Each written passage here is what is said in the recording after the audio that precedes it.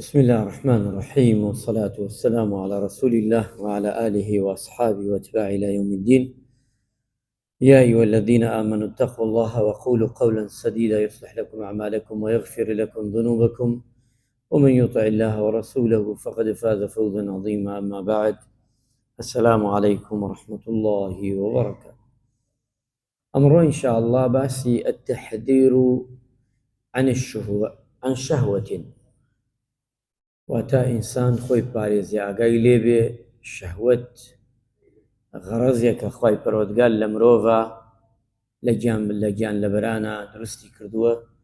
ئەگە وریای نەبی ئەم غەڕەزە لە حەڵاڵە جێبەجێی نەکەی یان ئەگەر بەردەمی واڵاکەی، ئەو کاتە ئەم شەهوەتە بەڕاستی خراپە و سەری لە خراپەوە دەرەچی. خوا پەنامان بدە.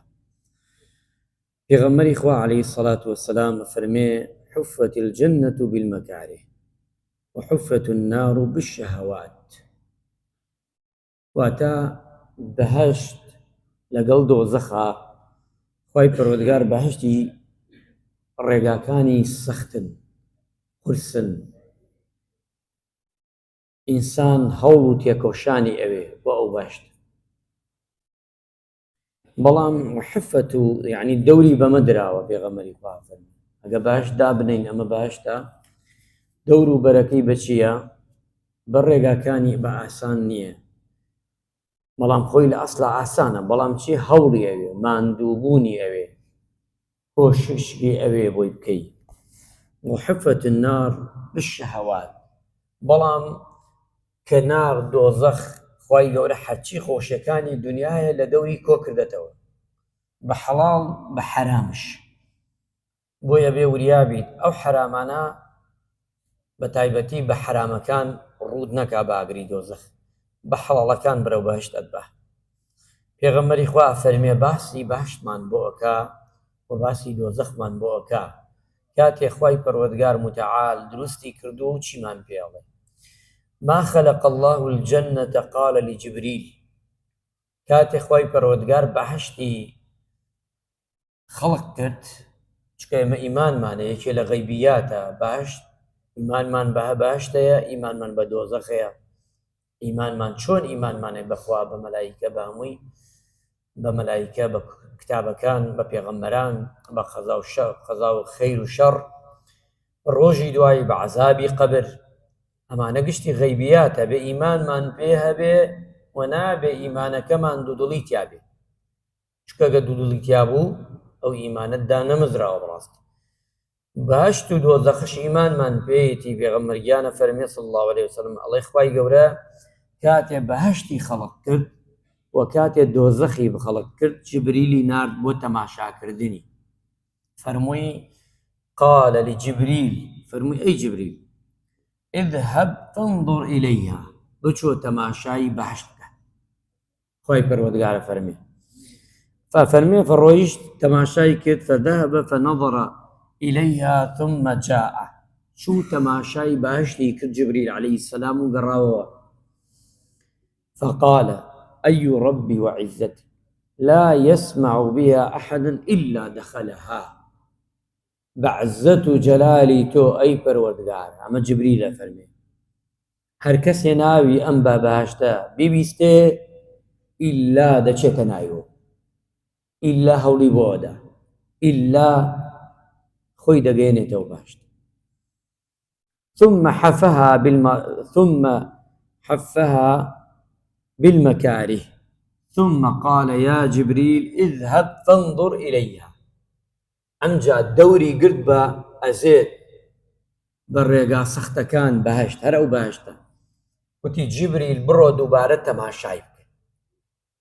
تەماشای کێ بکە؟ بەهەشت بکە. ئەفەرمێت دووەم جار ڕۆیشت جبریل، فنظر يا جبريل اذهب فانظر إليها، فذهب فانظر إليها ثم جاء فقال: أي رب وعزتك لقد خشيت أن لا يدخلها أحد. دووەم جار چێڵێ بە جبریل، خوایە بە عزت و جەلالی تۆ ئەترسم کاتێ دەور و پشتی گرت بەهەشت بەچی؟ بە ڕێگا عەزیەتەکان، واتە بە تاعەت و بە عیبادەت بۆی بیکەی بگەی پێی.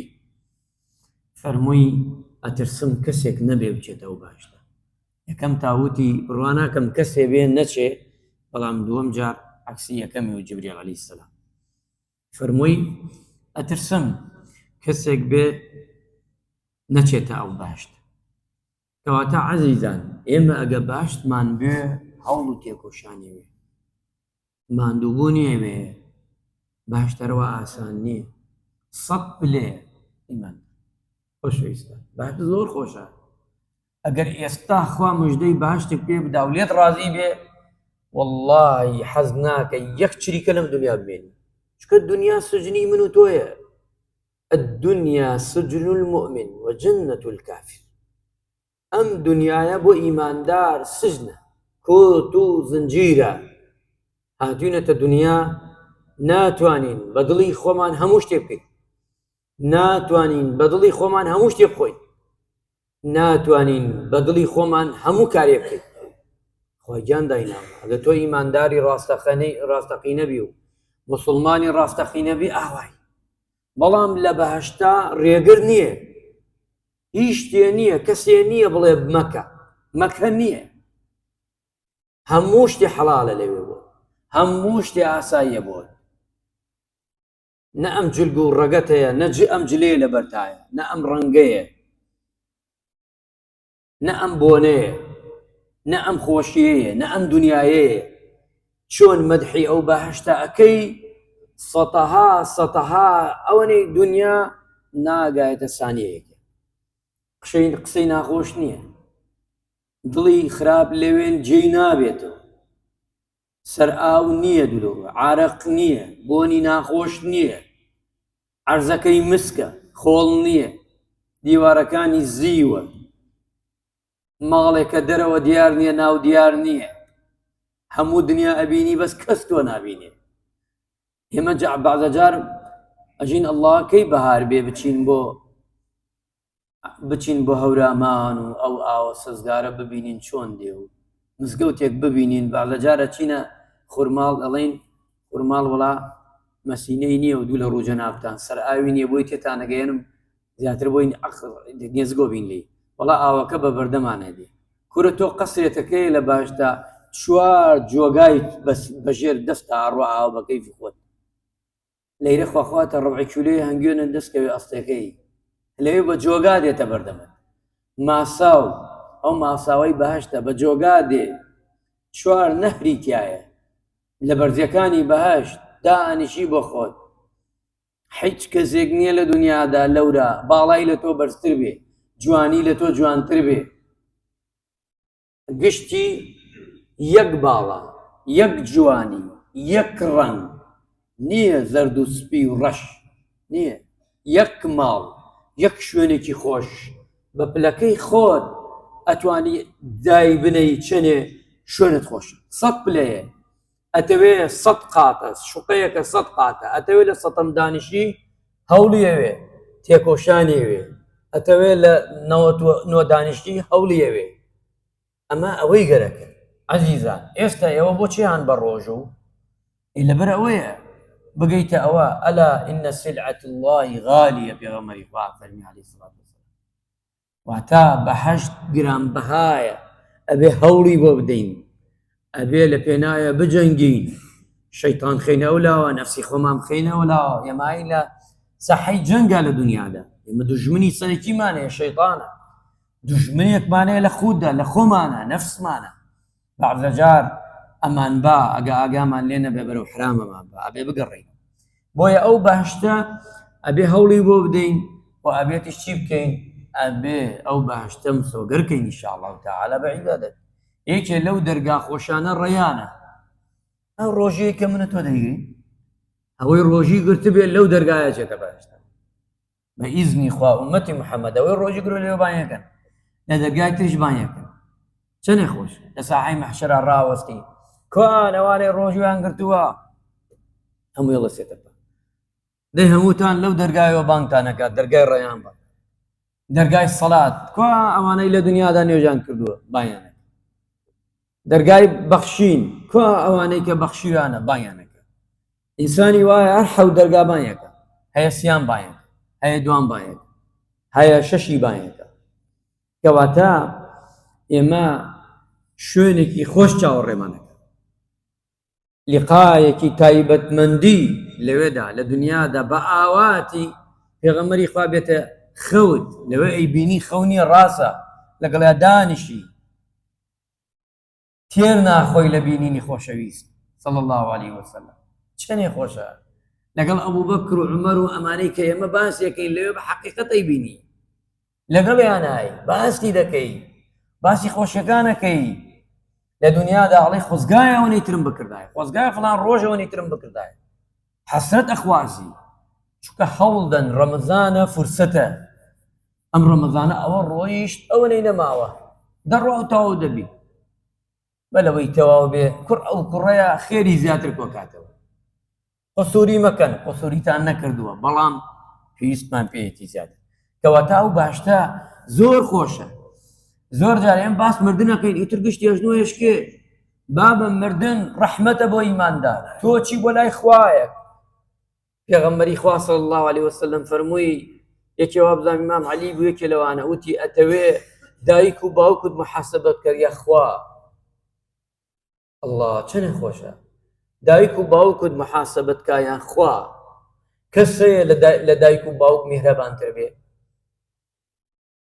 پێغەمبەری خوا فەرمووی وتی خوا تەزانێی پێغەمبەری وتی وەڵڵی ئەو خوایە لە هەموو دایک و باوکێک بەڕەحمترە و بەسۆزترە. دایکێکەیە بە دەستی خۆی کوڕەکەی بخاتە ئاگر، کچەکەی بخاتە ئاگر هەیە مەگەر ئەوە جەرگی نەبێ ئەو دایک و باوکە. ئەو خوایە وەلیلله المەثل الأعلى چۆن ئومەتی عەزیەتەدا لە پێناوی ئەودا بەڕۆژوو بێ، نوێژ بکا بۆی، خێر و سەدەقە بکە، خۆی پارێزێ لە خراپە. ئەو خوایە زۆر بەڕەحمە، ئەو خوایە کە ئێمە عیبادەتی بۆ دەکەین جوانتر بیناسین. ئەو خوایە بەندەیەک هیچ عیبادەت بۆ خوا ناکە، ئەی بەن هەتا لێواری دۆزەخ هەر بەرەکاتت بواوە.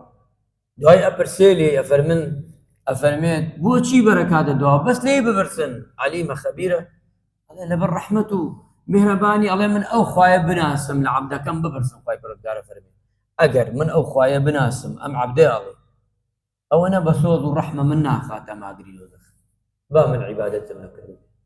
خوای پەروەردگارە فەرمێ مەدام ئەوەنە گومانی بەرامبەر من باشە بیگەڕێنەوە بیبەن بۆ باش. کەواتە ئەو باشتە چاوەڕێمانەکە ئاوایە.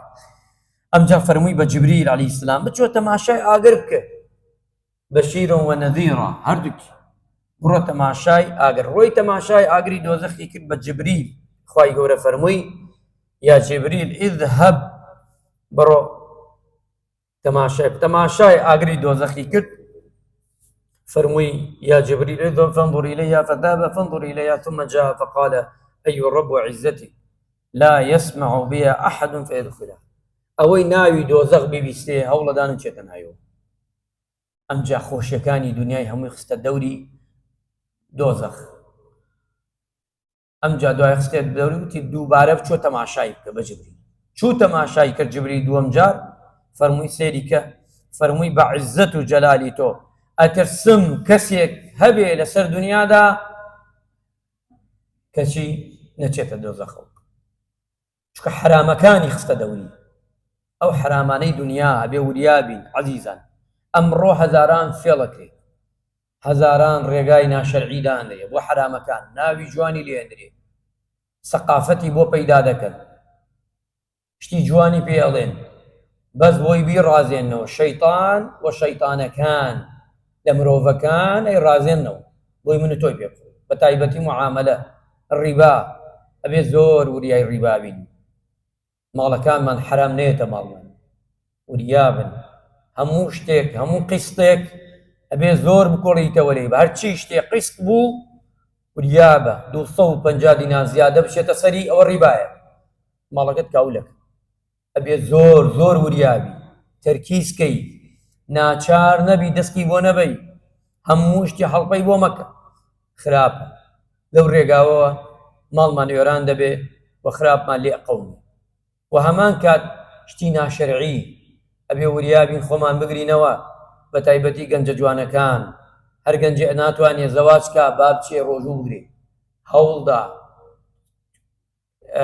کار بکە بۆ ئەوەی زەواجی بۆ ئاسان بێ هیمەت بکە چکە لە ڕێگات ناشکرعەکان ئەبێ وریابین دایک و خوشکەکانمان هان بە ڕۆژوو نابێت جوانی خۆیان لە شەوانە دەرخن بۆ پیاوان بۆ خەڵکی خەڵک و نەحبار بکەن بە تایبەتی بەرەو کۆتایی دەچین ئەبێ ئاگدار بین شەیطان نەمان خەڵەتێنێ و لە خشتەمان نەبە ئەمجا فەرمێ بڕواناکەم کەسێک بێ کە چی بێ کە نەتوانێ یعنی ئللا کەسێ بمێنێتەوە نەچێتە دۆزەق ئللا هەمووی دەچێت بۆ لەبەرەوەی کە خۆشیەکانی دنیا خستە پاڵی حرامەکان حەڵاڵەکان نا چونکە حرام زۆرە لەبەرخوا نەبێ وەڵای ڕۆژوو نەگری ئەوە نەخۆشە نێژن مەلاوتی دوایە بەس قەزدم بۆ تێگەیشتن ئەڵێم 130 ڕۆژای بە ڕۆژوو نەفست پرسی نەفسی خۆت کە دوای من هەستای پرسی بکە بڵێ نەفسەکەم حەزەکەی ڕۆژوو بگریان نا ئێژە نەخێر هیوایەکی تەمەڵیە نەفسی من و تۆ نەفسەکە حەزەکەی سێ وەختە لێدەی